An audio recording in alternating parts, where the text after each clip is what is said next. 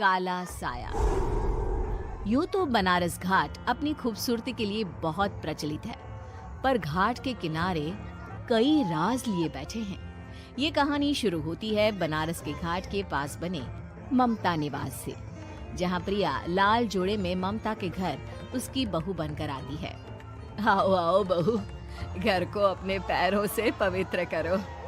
ममता घर की दहलीज पार कर ही रही होती है कि अचानक एक बहुत गंदी सी बास पूरे घर में फैल जाती है।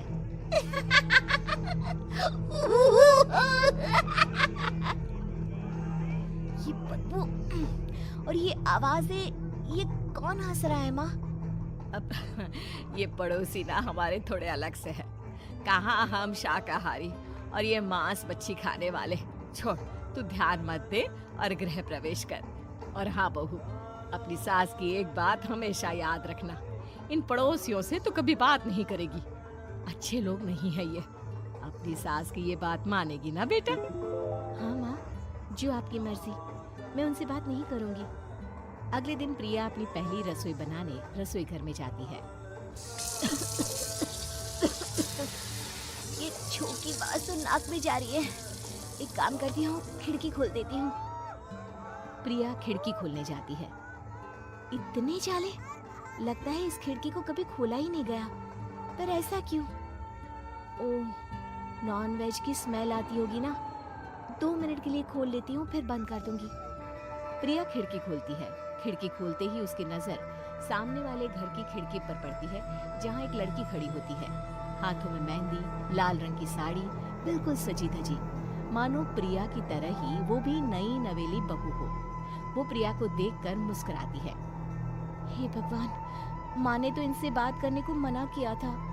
प्रिया फौरन ही खिड़की बंद कर देती है और तवे पर चढ़े रोटी की ओर देखने लगती है, पर वहाँ रोटी न होकर मछली पड़ी होती है। ये क्या? पहली ही रसोई में इतनी बड़ी गलती। हे भगवान, अब मैं क्या करूं? प्रिया बहुत डर जाती है और फौरन रसोई की सफाई करने और फिर सभी के लिए खाना बनाने लग जाती है। जब वो सबको खाना परोसती है, सब तो ठीक है, मैं बेकार में चिंता कर रही थी। हे भगवान, ऐसे ही बस अपनी कृपा बनाए रखना। रात के वक्त जब सब सो रहे होते हैं, तब प्रिया को पायल की आवाज सुनाई देती है, जिससे उसकी आंख खुल जाती है।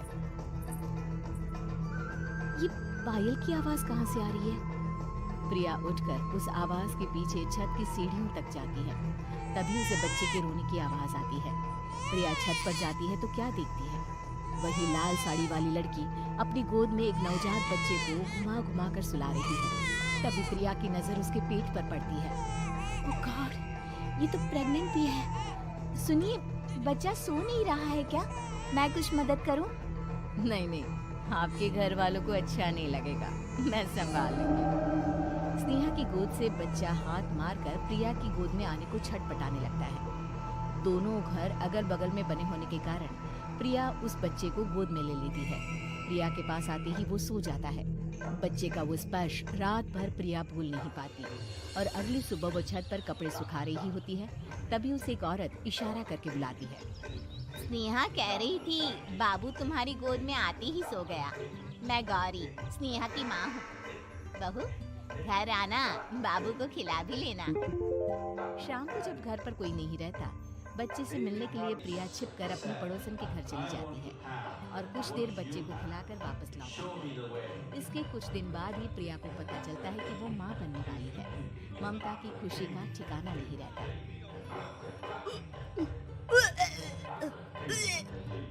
माँ जी, पता नहीं क्यों उल्टी आ रही है।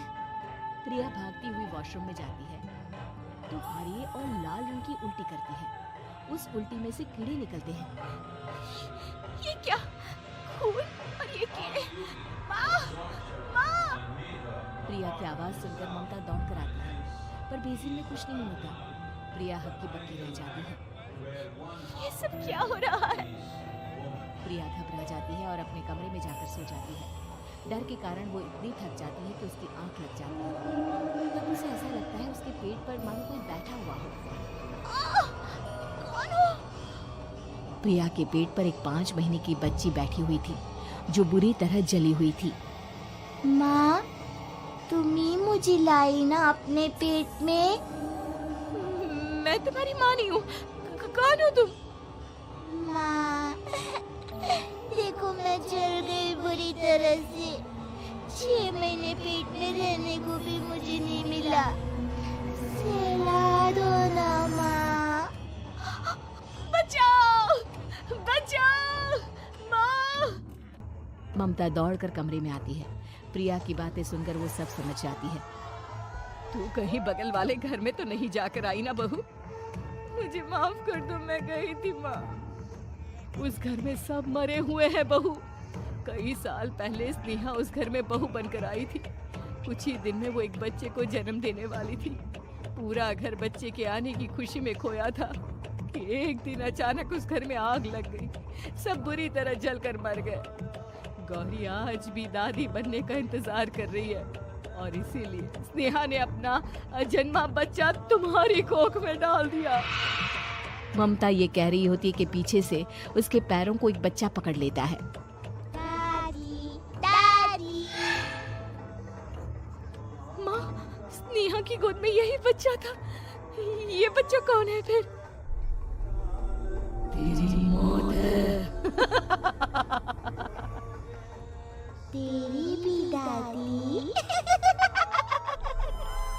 जिस चीज का ममता को डर था वही हो गया। ममता निवास के ऊपर मौत ने चादर बिछा दी थी। प्रिया का पेट ऐसे बढ़ जाता है मानो 9 महीने का हो। 2 हाथ उसके पेट से बाहर निकलते हैं।